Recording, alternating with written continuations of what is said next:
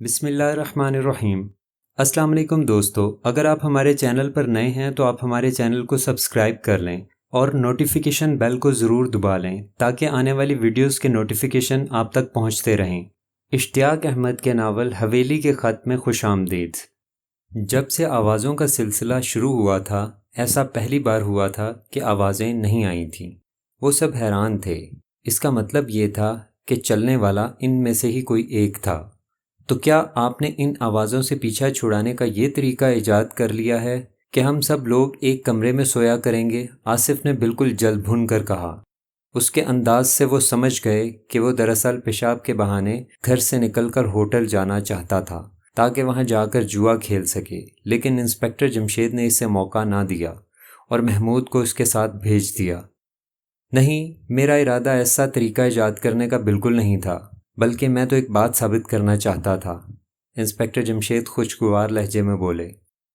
Server जहां बेगम को आसिफ की बदतमीज़ी पसंद नहीं आई थी और वो इसे बुरी तरह घूर रही थीं। आप क्या बात साबित करना चाहते थे? आसफ़ा ने हैरान होकर कहा। सिर्फ ये कि रातों को हवेली में चलने वाला हवेली में रहने वालों में से ही एक है। क्या? वो सब एक साथ चिल्लाए। हाँ, आप लोगों में से कोई एक रात को हवेली में चलता है, इंस्पेक्टर जमशेद ने ड्रामाई अंदाज में कहा और वो सब हक्के बक्के रह गए। कुछ देर तक कुछ ना बोल सके।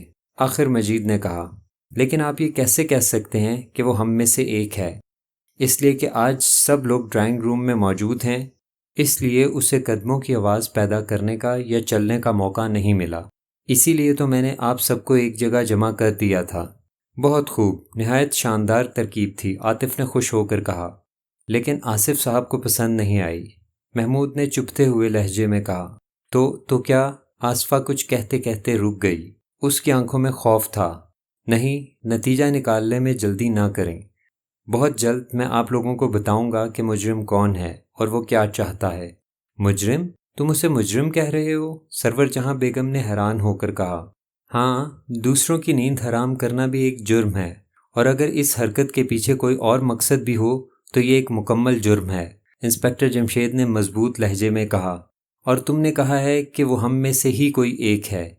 जी हाँ, ये बिल्कुल ठीक है। इसका मतलब है मेरे घर का एक आदमी मुजरिम है। बिल्कुल।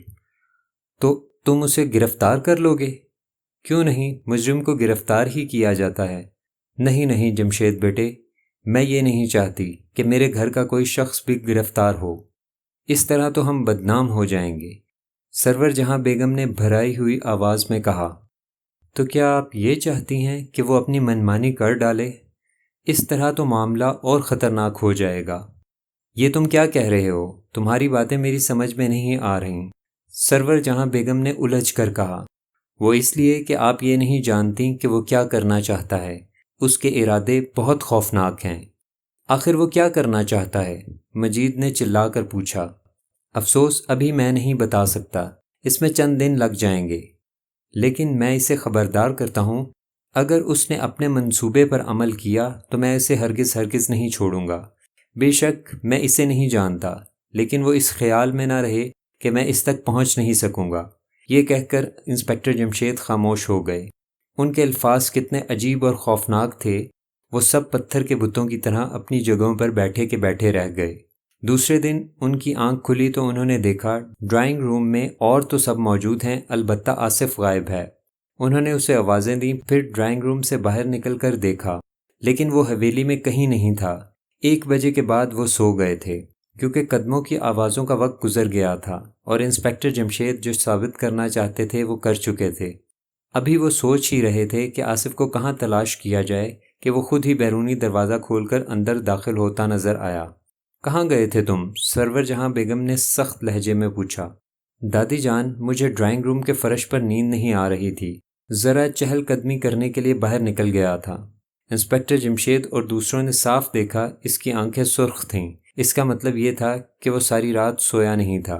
महमूद, फारूक और फरजाना समझ गए कि वो कस्बे के होटल में जुआ खेलता रहा था। आसिफ, मैं तुम्हारी आवारागर्दियों से तंग आ गई हूँ। दादी जान, क्या चहलकदमी करना आवारागर्दी है? तुमसे तो आतिफ अच्छा है, मैंने आज तक उसमें कोई बुराई नहीं देखी, और आसफ़ा भी तो मुझसे अच्छी है, आसिफ ने जल भुन कर कहा। مجید اب برداشت نہ کر سکا، آگے بڑھا اور آصف کو جھنجھوڑ کر بولا، بدتمیز، یہ میری ماں ہیں، تم ان کے ساتھ کس طرح بات کر رہے ہو؟ آصف جیسے ایک دم ہوش میں آ گیا، اس نے گھبرا کر کہا، دادی جان مجھے معاف کر دیجئے، آئندہ ایسا نہیں ہوگا۔ خیر کوئی بات نہیں، سرور جہاں بیگم نے خوش ہو کر کہا۔ ناشتے سے فارغ ہو کر وہ اپنے کمرے میں آئے۔ یہ آصف میری سمجھ میں نہیں آیا، فرزانہ نے کہا۔ کیا باقی سب لوگ تمہاری سمجھ میں آ چکے ہیں؟ فاروق نے مسکرا کر پوچھا۔ باقی سب تو سیدھے سادے ہیں۔ ٹیڑھا میڑا تو آصف بھی نہیں ہے، فاروق بولا۔ ٹیڑھے میڑے تو بس ایک تم ہی ہو، جس پر ہر وقت مذاق سوار رہتا ہے۔ نہیں تو مجھ پر تو اس وقت کچھ بھی سوار نہیں ہے، فاروق نے سر پر ہاتھ پھیرتے ہوئے کہا۔ محمود تم کیوں خاموش ہو؟ فرزانہ نے اس کی طرف دیکھ کر کہا۔ میں یہ سوچ رہا ہوں اگر مجرم کے ارادے اتنے ہی خطرناک ہیں جتنا کہ ابا جان سمجھتے ہیں تو پھر وہ دیر کیوں لگا رہے ہیں، اسے گرفتار کیوں نہیں کر لیتے؟ اس لیے کہ ابھی تک وہ یہ نہیں جان سکے کہ وہ ہے کون۔ کیوں نہ ہم یہ بات جاننے کی کوشش کریں؟ کوشش تو ہم کئی دنوں سے کر رہے ہیں لیکن معلوم نہیں ہو پا رہا۔ اب دیکھنا یہ ہے کہ آج رات قدموں کی آواز آتی ہے یا نہیں، محمود نے کہا۔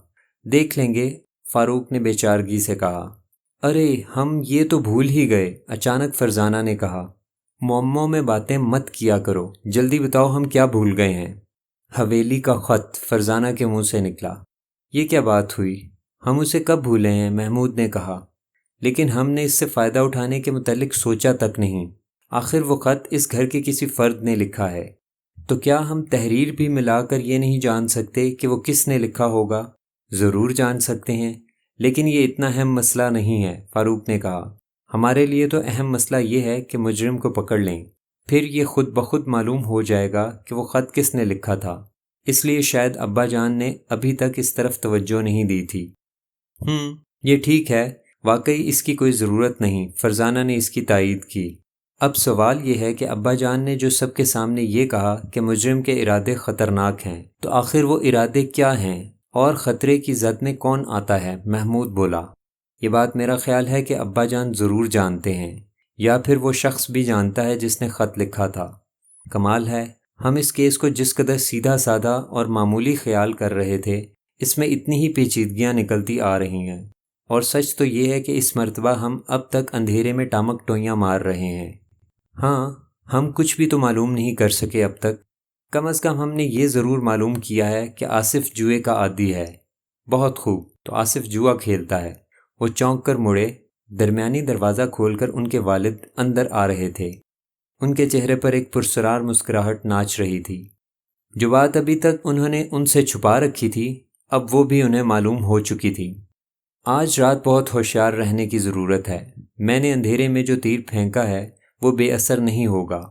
مجرم اب جلد از جلد اپنے پروگرام کو عملی جامہ پہنانے کی فکر کرے گا، انہوں نے نزدیک آتے ہوئے کہا۔ آپ کم از کم ہمیں تو بتا دیں کہ مجرم کیا کرنا چاہتا ہے، فرزانہ نے بے چین ہو کر کہا۔ تم نے مجھے یہ کب بتایا کہ آصف جوا کھیلنے کا عادی ہے؟ انسپکٹر جمشید مسکرائے اور وہ لاجواب ہو کر رہ گئے۔